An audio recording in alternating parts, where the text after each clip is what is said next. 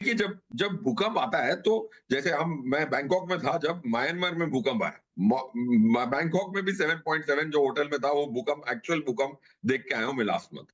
तो मैं ये कह वहीं रहा पे हूँ थे आप? कि सब जगह एक रिलेटिव फॉल तो आएगी। अब वो फॉल में हम कहाँ प्लेस्ड हैं वो बताता है कि ब्राजील और इंडिया इसके लॉन्ग टर्म बेनिफिशियरी जरूर होंगे। और क्योंकि अगर यूएस में माइग्रेशन बंद कर दी गई है, उधर की पर कैपिटा इनकम जो है $80,000 है और इंडिया की $2,500 है, चाइना की $13,000 है। चाइना से नहीं लेना तो चीप लेबर मिलेगा कहां से? तो मैं ये कह रहा हूं कि इंडिया की स्थिति बेहतर होगी। अब इंडिया उसको कैपिटलाइज करेगा कि नहीं करेगा, बट अगर आप ये प्रार्थना करते थे कि इंडिया चाइना +1 और चाइनीज से compete करेगा तो ये आपका मौका जरूर है एज अ देश। बिल्कुल ये मौका है, लेकिन इस मौका को कितना ज़्यादा मोनेटाइज कर पाएंगे, भुना पाएंगे, इसको लेकिन मेरे मन में कई सारे सवाल हैं जिस पर मैं आगे चल के शो में आपसे बातचीत करूंगा। मिहिर वोरा साहब, एक बात जो फिरोज साहब ने कहा कि भूकंप आ गया है लेकिन इसके आफ्टर शॉक अभी बाकी है, तो मैं आपसे थोड़ा सा अलग सवाल पूछूंगा इसी को लेकर के कि क्या स्थिति ऐसी भी हो सकती है कि फरवरी में जो हालत हम लोगों ने देखा था, क्या हम लोग वहां तक फिर जा सकते हैं कि नहीं, अब वो बुरा दौर चला गया? नमस्कार लक्ष्मण जी। देखिए, आफ्टर शॉक्स तो आएंगे, और वॉलेटिलिटी तो बिल्कुल रहेगी, क्योंकि अभी भी 90 दिन की जो ब्रीदिंग स्पेस मिली है उसमें भी काफी सारे नेगोशिएशंस, काउंटर नेगोशिएशंस वगैरह होंगे। उसमें क्या होगा कि जो ग्लोबल बिजनेसेस हैं, मल्टीनेशनल्स हैं या यूएस बिजनेसेस हैं और इवन एक्सपोर्टर्स हैं, चाहे वो इंडिया में हो चाहे चाइना में, वो कोई बड़े डिसीजंस नहीं लेंगे। तो एक तरह की जो डिसीजन पैरालिसिस जो है वो तो रहेगी। और जो इंडिया जैसी इकोनॉमी जो है, और जैसे फिरोज ने कहा कि उसमें relatively we are one of the best place, वो तो रहेगा। लेकिन we can not ignore the fact that volatility is here to stay, at least in the short term. मुझे लग रहा है ये एंड गेम शायद 90 दिन का वेट ना करे, क्योंकि सबसे ज्यादा नुकसान इसमें तो यूएस का ही होने वाला है। और जैसे हमने देखा, एक हफ्ते में काफी सारी चीजें समझ में आ गई, बाजार की वॉलेटिलिटी न सिर्फ स्टॉक मार्केट में, बट फाइनली जिस तरह से बॉन्ड मार्केट टूटा, वो एक सबसे बड़ा झटका था। और यूएस एडमिनिस्ट्रेशन ने उसकी वजह से 90 दिन का ये जो डिसीजन लिया, और एक्सेप्ट चाइना बाकी सब कंट्रीज को 10% में अभी फॉर द टाइमिंग रखा हुआ है। तो आई थिंक मूविंग पार्ट्स काफी है। एक बड़ा स्ट्रॉन्ग सिग्नल यूएस को मिला है, और मुझे लगता है कि ये सिचुएशन जल्दी सलटेगी, 90 दिन की शायद हम वेट ना करें। देखिए, उद्देश्य ठीक है, यूएस को अपनी ट्रेड डेफिसिट घटानी है, यूएस में एम्प्लॉयमेंट बढ़ानी है लॉन्ग टर्म में, बट ये तरीका इतना इजी नहीं है। इसको लॉन्ग टर्म प्लानिंग की करना पड़ेगा। ये एक बहुत ही क्रूड वेपन उन्होंने यूज किया है। मेरे ख्याल से नेगोशिएशन टेक्टिक था, काफी हद तक थोड़े हद तक सफल हुए हैं, बट वॉलेटिलिटी तो रहेगी। रही बात, क्या हम फेब्रुआरी वाले लेवल्स में जा सकते हैं? डेफिनेटली जा सकते हैं, बट मुझे लगता है चांसेस कम है।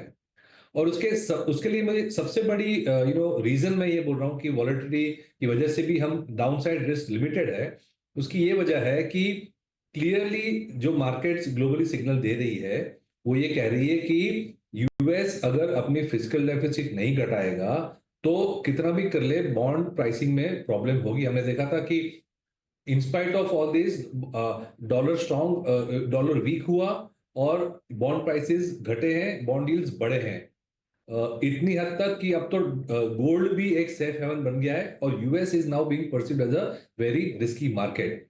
मुझे लगता है कि सिचुएशन इन्फ्लेशन की ओर जा रही है यूएस में, और इन्फ्लेशन की वजह से और भी प्रॉब्लम्स होंगे, बट इसके बावजूद उन्होंने टैक्स कट किए। अभी कल जो बजट पास करवाया प्रपोजल्स, उसमें टैक्स कट किए हैं और फिजिकल डेफिसिट बिल्कुल घटाने की बात नहीं कर रहे हैं।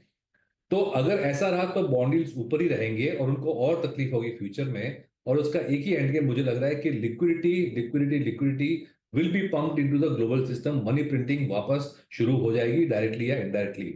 यूएस को तो करना ही पड़ेगा अगर अपने बॉन्ड्स को रिफाइनेंस करना है। चाइना, क्योंकि ये इतना बड़ा थ्रेट है उनके लिए, वो अगेन पंप प्राइपिंग करेगा। स्टिमुलस उन्होंने दिसंबर में ऑलरेडी एक किया है, मुझे लगता है एक और बड़ा स्टिमुलस चाइना में भी आएगा। तो मुझे लगता है अगर स्लो डाउन की ओर दुनिया जा रही है तो लिक्विडिटी बहुत ज्यादा पंप होने के चांसेस हैं। और वो गोल्ड प्राइसेस हमें दिखा रहे हैं, डॉलर की वीकनेस हमें दिखा रही है। और ये सिचुएशन में इंडिया जैसी कंट्री जो एक्सपोर्ट्स पे ज्यादा डिपेंड नहीं करती है, उनको मेरे ख्याल से फ्लोज और रिस्क एसेट्स और रिस्क फ्लोज इंडिया में आ सकते हैं। तो इस तरह से मुझे लगता है कि डाउनसाइड लिमिटेड है, irrespective of all this volatility. हालांकि इसमें मैं सिर्फ ये जानना चाह रहा था जसप्रीत अरोड़ा साहब, आप इस पे फोकस करिएगा कि जो वश था वो था कि टैरिफ लगा देना, आंख बंद करके सारे देशों पर लगा दिया tariff, discounted rate so called नाम दिया गया, तो उससे तो उबर गए हम लोग। अब 90 डेज़ का जो पीरियड है इसमें कौन कितना नेगोशिएशन करता है, नेगोशिएशन में भी हम लोग भारत जैसे देशों का जो उन्होंने एक चार्ट बनाया था कि भारत ऐसे देश है जहाँ नेगोशिएशन बातचीत आगे बढ़ रही है, तो वो तो 90 डेज से पहले वाला जो टैरिफ था, रेसिप्रोकल टैरिफ, उस स्थिति पे तो अब यूएस लाएगा नहीं हम लोगों को, तो इतने में खुश हो जाना चाहिए। अब बाजार को अपने चाल से चलना चाहिए, ना कि यूएस की चाल से। Yeah, hi, good evening and namaskar to everyone and to my fellow panelists. आपने बहुत अच्छा पॉइंट लिया लक्ष्मण जी। तो हमें टेक्निकल भाषा में जैसे रेजिस्टेंस और सपोर्ट कहते हैं, we've got the resistance and we've got the support, right? तो 10% इंडिया के लिए, 10% और 26%, या तो 10% India and plus so many other countries, 10 तो लगना ही लगना है, उन्होंने क्लियर कर दिया, let's go back to 10 and higher side 26। अब बीच में it is all up to individual countries, हमें लगता है कि कौन कितना अच्छी डील बना सकता है यूएस के साथ, एक्सक्लूडिंग चाइना, राइट? चाइना का कोई लिमिट नहीं है, वो आज 80 था, उन्होंने भी 125 कर दिया, कल को 150 कर देगा, उनकी तो लिमिट की कोई वो नहीं है, यू कांट एक्सपेक्ट दैट। तो broadly I think everyone knows कि अब क्या विंडो है जिसके अंदर नेगोशिएशन होनी है, the floor and the max, the min and the max, and वो 90 दिन की विंडो है। As Mir sir said rightly, I don't think इसमें एक 90 दिन जैसा कुछ बहुत ज्यादा कुछ करना है, because all other countries including India bilaterally अपना डिस्कशंस कर ही रहे थे of channel at a lower level, and I think between 30 to 60 days सबकी अपनी अपनी डील बन जानी चाहिए, and excluding China. And to the other part of your question, sir, I think the large part of the earthquake or the भूकंप, if you're saying, वो हो चुका है, उसके mild tremors, जैसे subsequently भी tremors आते रहते हैं, mild tremors हल्के फुल्के 2-4% ऊपर नीचे वाले, I think we'll have to get used to the next 30 to 60 days, उसके mild tremors आते रहेंगे, but then we know कि हमें कैसे तैयार रहना उसके लिए, while also preparing for the medium to long term story which appears rock solid as Aziz also had. बिल्कुल, हालांकि मुझे लगता है कि जब हम लोग मेन शॉक झेल चुके हैं तो आफ्टर शॉक को लेकर लोग बहुत ज़्यादा टेंशन में होंगे नहीं, और फिरोज साहब तो ग्राउंड जीरो पे थे अर्थक्वेक के टाइम में, तो उनका अनुभव तो ज़्यादा अच्छा है, तो वो जो है मुझे लगता है कि वो भी तैयार होंगे कोई आफ्टर शॉक आता भी होता। अभिषेक अग्रवाल साहब, तो आप लोग भी डरे हुए कि नहीं अब यूएस का डर खत्म हो गया आप लोगों के अंदर से? लक्ष्मण जी, डरने वाली ऐसी कोई बात नहीं है ऑनेस्टली, अगर हम थोड़ा इसको डीपर अच्छा, ये अच्छी बात है। बाकी पैनलिस्ट को बता दूं कि अभिषेक अग्रवाल साहब हमारे साथ कई शो में आए हैं, लेकिन कभी भी निगेटिव कभी साउंड नहीं किया, हमेशा जो है सो खुश रहते हैं और पॉजिटिवली देखते हैं, डरने वाली बात नहीं है इनका, बिल्कुल लाइन लेके चलते रहते हैं। हाँ बताइए। तो उसको थोड़ा डिकोड करते हैं कि डरने वाली बात है क्यों नहीं। यहाँ पे लक्ष्मण जी, हो ये नहीं रहा है कि it's just a matter of tariff war, it's a power game. China जो है पिछले 15-20 साल से कंसिस्टेंटली ग्रो करते हुए जा रहा है, और अब उसकी जीडीपी इतनी बड़ी हो चुकी है कि वो अमेरिका के बराबर हो चुका है एंड उसे टक्कर देने में खड़ा है। अमेरिका का डर ये है कि कहीं उनकी करेंसी फेल नहीं कर जाए, बिकॉज उनके सामने अब युआन एक नेक्स्ट चैलेंज होगा। उनकी खुद की जो ट्रेड डेफिसिट है वो $1 ट्रिलियन साल की है, और ये सारी प्रॉब्लम वहां से शुरू होती है जब ये 2008 का जो ये बबल हुआ था उस समय, और अमेरिका ट्रबल में गई थी, वहां से उन्होंने रुपए छापने शुरू किए, डॉलर छापने शुरू किए। उस समय उनकी capita to GDP, capita to debt उस समय के आसपास 80% रहती थी, जो आज अगर ये नंबर हम देखें उस दिन से लेकर आज तक, तो एक तरफा कर्व है जहां पे इन्होंने भर भर के पैसे छापे हैं, और अब approximately 140 to 150% of the GDP जो है उनके डेट हो चुका है। मतलब सुंदर शब्दों में, $20 ट्रिलियन की अगर इकोनॉमी है तो $30 ट्रिलियन का डेट है। अब $30 ट्रिलियन का डेट को हैंडल कैसे करोगे अगर आपका $1 ट्रिलियन का साल का ट्रेड डेफिसिट है?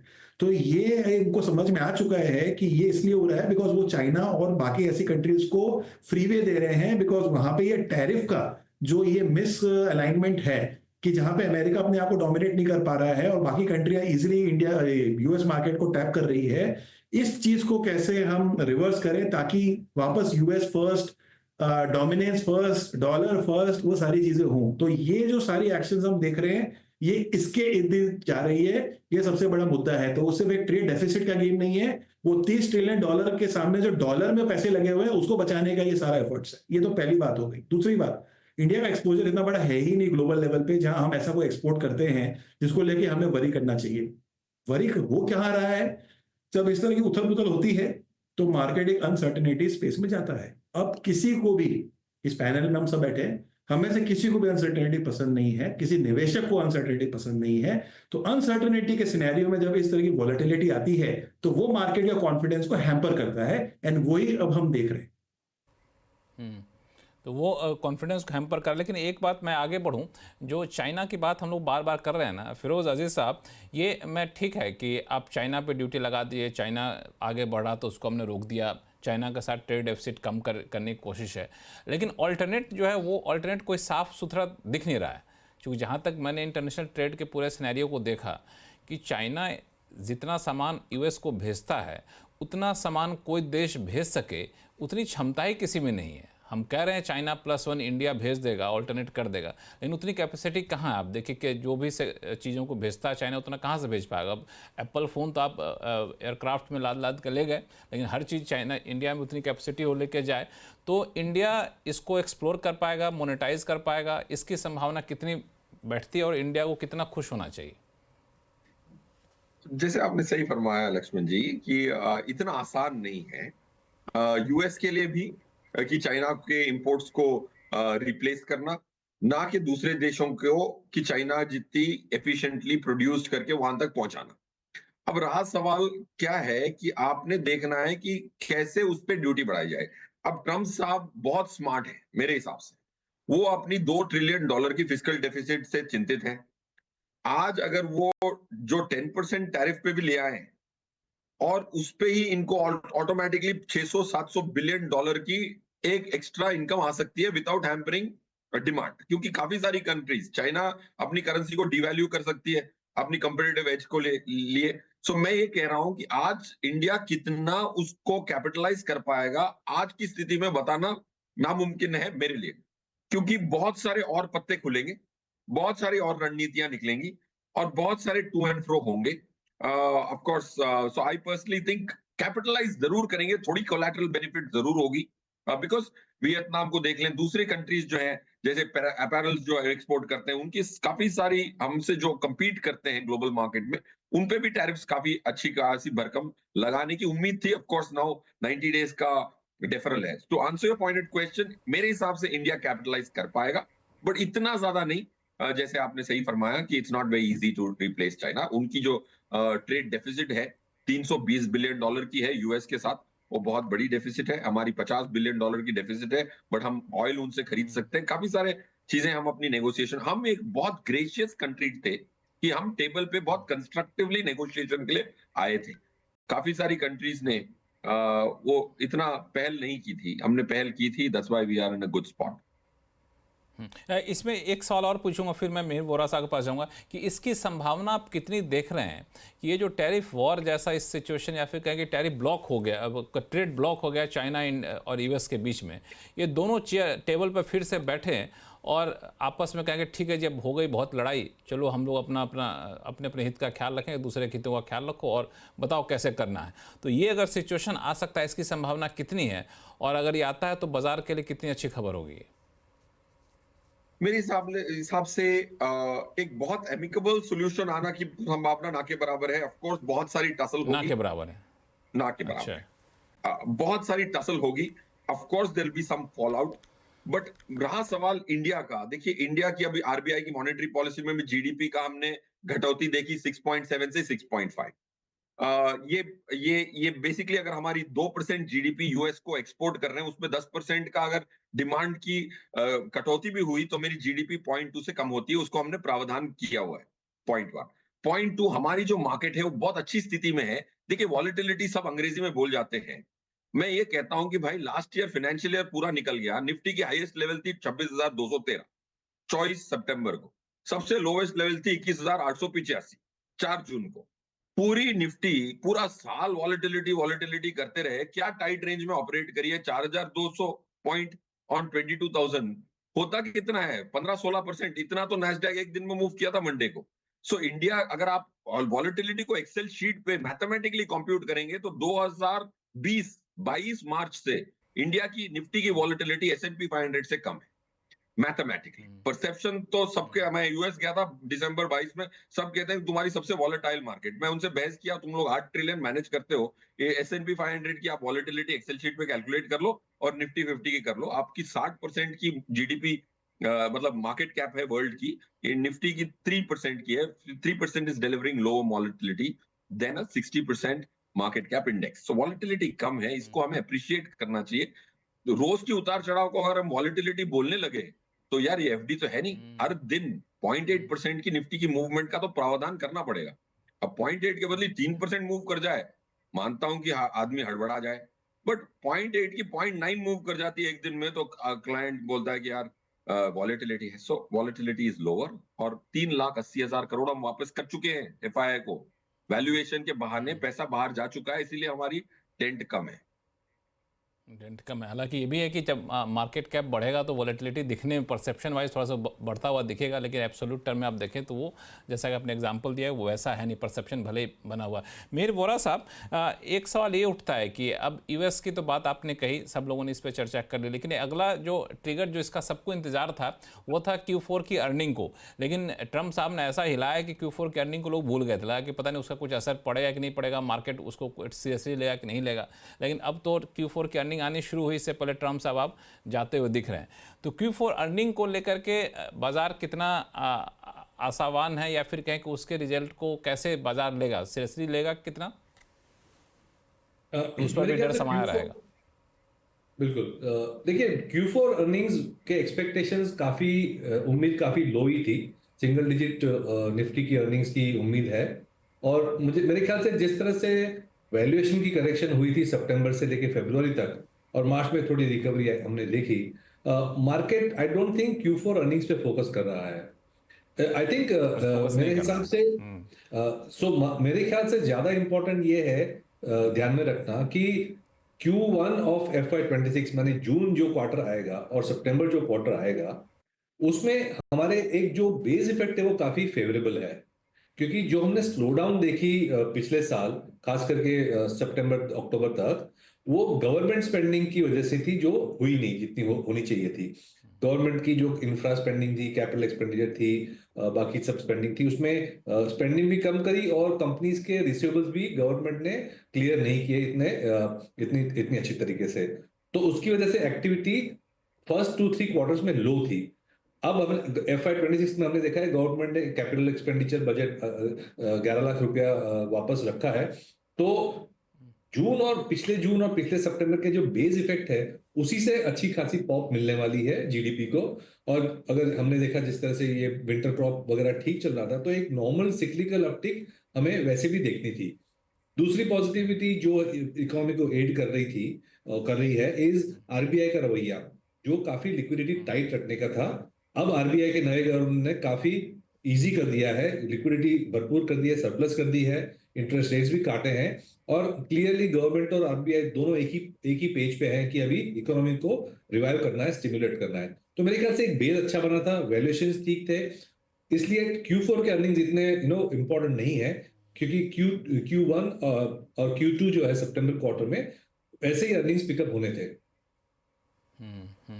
जसप्रीत जी, आप कैसे देख रहे हैं? Q4 अर्निंग का कोई इम्पैक्ट दिख रहा है? आप लोग इसको लेकर के वॉच कर रहे हैं या फिर नहीं, आप लोग उसको बहुत सीरियसली नहीं ले रहे हैं अभी?